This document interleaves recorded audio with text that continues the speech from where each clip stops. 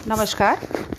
प्रिय विद्यार्थियों, बाबा नारायणदास राजकीय महाविद्यालय के इस YouTube चैनल पर आप सभी छात्र छात्राओं का स्वागत है। हम MA फाइनल के तृतीय प्रश्न पत्र भाषा विज्ञान में भाषा के संबंधित कुछ बिंदुओं पर चर्चा कर रहे थे। पिछले ई व्याख्यानों में हमने भाषा क्या है और विज्ञान क्या है, और भाषा विज्ञान को विज्ञान की श्रेणी में रखा जाए या कला की श्रेणी में रखा जाए, और यदि इसको कला माना जाए तो क्यों, और विज्ञान माना जाए तो क्यों, इन सारे बिंदुओं पर हमने विस्तृत रूप से चर्चा की थी। आगे हम इसी विषय में आगे बढ़ते हैं और आगे अन्य जो बिंदु हैं, नेक्स्ट अग्रिम जो बिंदु हैं, उन पर हम चर्चा करेंगे कि अनेक विद्वानों ने भाषा विज्ञान की क्या क्या परिभाषाएं दी हैं और भाषा विज्ञान को किन किन क्षेत्रों के अंतर्गत रख कर के हम उसका अध्ययन कर सकते हैं, और इसका अध्ययन हमको क्यों करना चाहिए, कि भाई अध्ययन विषयक प्रायोजन क्या है इसका, भाषा विज्ञान का जो अध्ययन हम करते हैं वो क्यों करते हैं। तो इसका उद्देश्य और इसके क्षेत्र और इसकी परिभाषाओं पर आज हम विस्तृत रूप से चर्चा करेंगे। तो विद्यार्थियों, भाषा विज्ञान की अनेक विद्वानों ने बहुत सारी परिभाषाएं दी हैं। तो डॉक्टर श्याम सुंदर दास अपनी भाषा रहस्यमय नामक पुस्तक है, उस पुस्तक में लिखते हैं कि भाषा विज्ञान भाषा की उत्पत्ति, उसकी बनावट, उसके विकास तथा उसके राज की वैज्ञानिक व्याख्या करता है। ऐसा डॉक्टर श्याम सुंदर दास अपनी पुस्तक भाषा रहस्य में लिखते हैं। इसके अतिरिक्त डॉक्टर मंगलदेव शास्त्री तुलनात्मक भाषा शास्त्र के अंतर्गत, विद्यार्थियों पिछले ई व्याख्यान में जैसा कि मैंने आपको बताया कि भारत में भाषा विज्ञान को अन्य नामों से भी जानते हैं, जिसमें भाषा रहस्य है, तुलनात्मक भाषा शास्त्र है, भाषा तत्व है और भाषा विचार है, भाषा लोचन है, कि आदि इन नामों से भी भाषा विज्ञान को जाना गया है। लेकिन सर्व प्रचलित जो नाम है इसका वो भाषा विज्ञान ही है। और यूरोपीय देशों में जो इसका प्रचलित नाम है वो लिंग्विस्टिक है अथवा फिलोलॉजी है। ये दो ही नाम भाषा विज्ञान के लिए यूरोप में प्रयुक्त होते रहे हैं। तो मैं बात कर रही थी कि भाषा विज्ञान की परिभाषाएं जो है अनेक विद्वानों ने दी हैं। डॉक्टर श्याम सुंदर दास की जो परिभाषा थी वो उन्होंने अपनी पुस्तक भाषा रहस्य में लिखा है।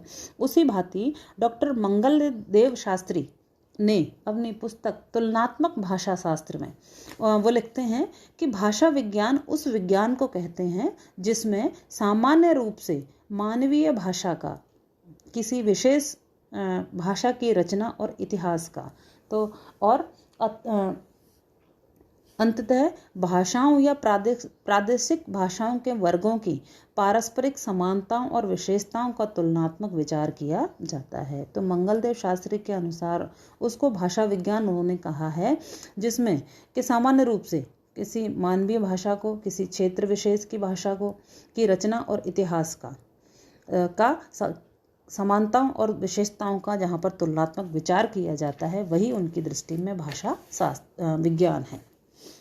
फिर डॉक्टर भोलानाथ तिवारी भाषा विज्ञान के विषय में लिखते हैं कि जिस विज्ञान के अंतर्गत वर्णनात्मक, ऐतिहासिक और तुलनात्मक अध्ययन के सहारे भाषा की उत्पत्ति, गठन, प्रकृति एवं विकास की सम्यक व्याख्या करते हुए इन सभी के विषयों में सिद्धांतों का निर्धारण हो, उसे भाषा विज्ञान कहते हैं।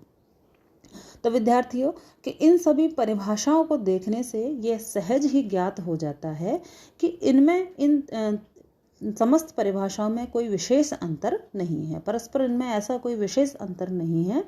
डॉक्टर श्याम सुंदर दास द्वारा दी गई परिभाषा जहाँ मात्र भाषा विज्ञान को दृष्टि में रखा गया है, वहाँ डॉक्टर मंगलदेव शास्त्री तथा डॉक्टर भोलानाथ तिवारी ने भाषा विज्ञान के अध्ययन के प्रकारों को भी भाषा विज्ञान की परिभाषा में ही सम्मिलित किया गया है। कुछ अन्य परिभाषाएं और भी हैं।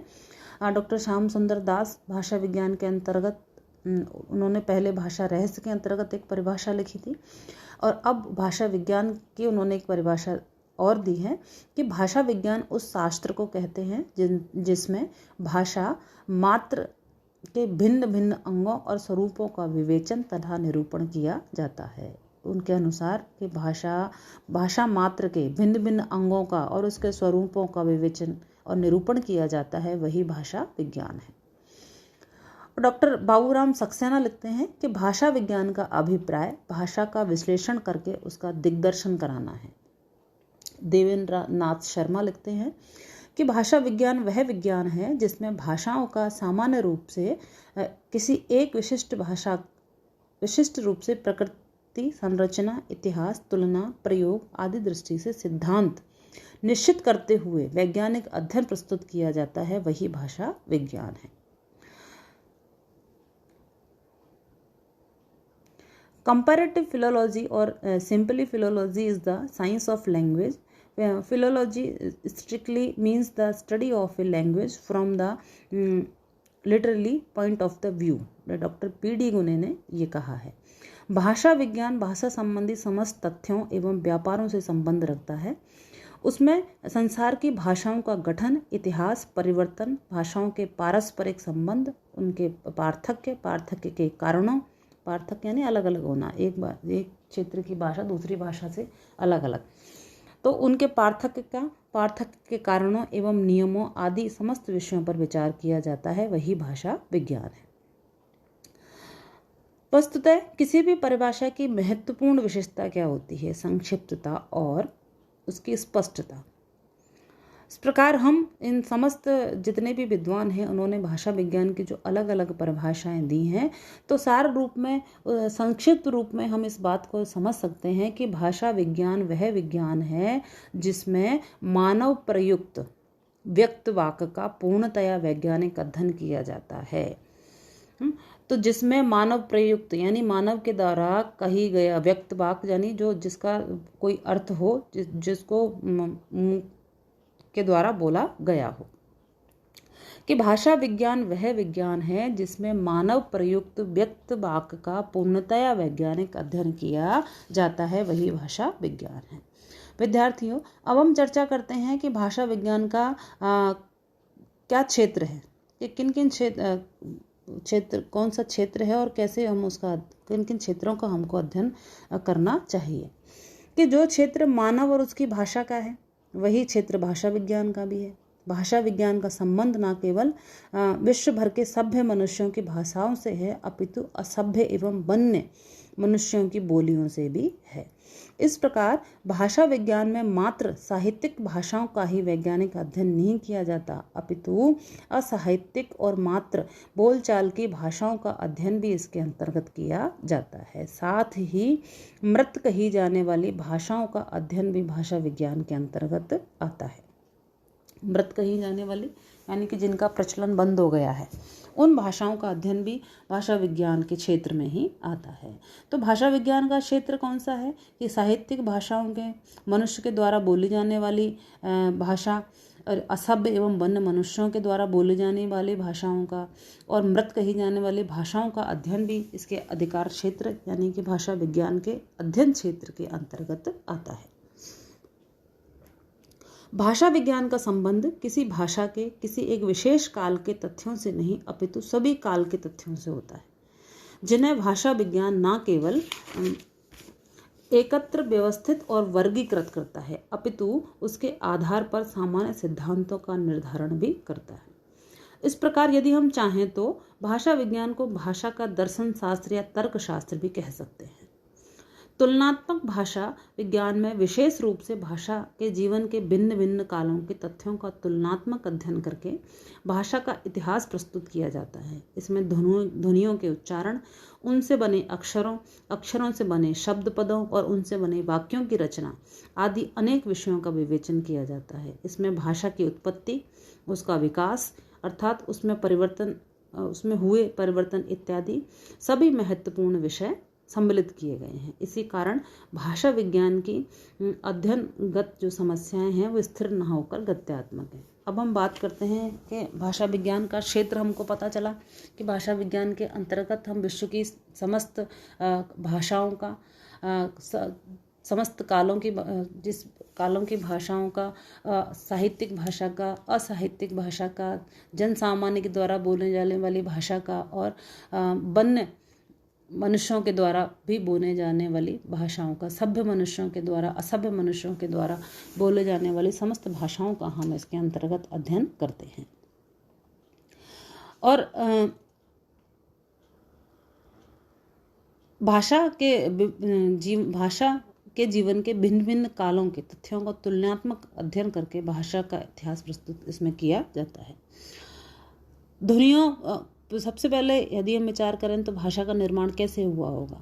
कोई ध्वनि निकली होगी, है ना, उस ध्वनि के उच्चारण से फिर अक्षर बने होंगे और अक्षरों से शब्द और शब्द पदों से फिर वाक्यों की रचना हुई होगी। ऐसा हम इस भाषा विज्ञान के अंतर्गत पढ़ते हैं, ऐसा हम इसके क्षेत्र के अंतर्गत हम इसको सम्मिलित करते हैं।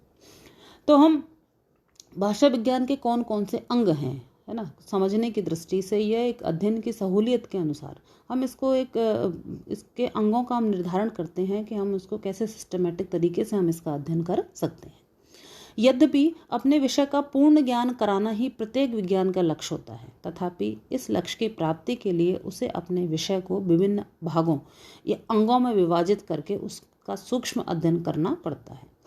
तो विषय का विभिन्न अंगों में यह विभाजन वस्तुतः उस विषय का पूर्ण ज्ञान कराने में सहायक होता है। इस दृष्टि से भाषा विज्ञान में अध्ययन के प्रमुख अंग निम्नलिखित हैं। पहला जो आता है वो ध्वनि विज्ञान आता है कि ध्वनि से ही शब्दों की उत्पत्ति होती है। ध्वनि से अक्षर बने, अक्षरों से शब्द, शब्द से पद और पद से वाक्य। कि ध्वनि विज्ञान जो है ये प्रथम अंग है इसका। दूसरा है पद विज्ञान, तीसरा है वाक्य विज्ञान और चौथा है अर्थ विज्ञान। तो हम बात करते हैं अब